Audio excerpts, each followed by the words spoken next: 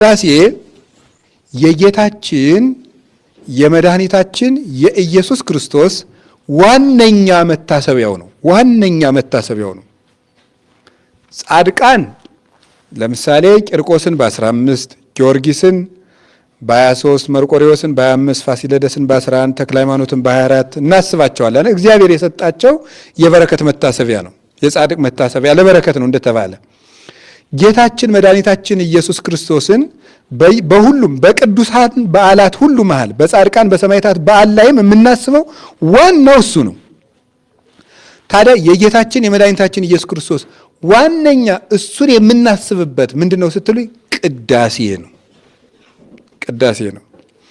የሉቃስ ወንጌል ምዕራፍ 22 ቁጥር 19 ላይ ወከመዝ ግበሩ ተስካሬ እንዲህ አድርጋችሁ መታሰቢያዬን አድርጉልኝ ብሏል።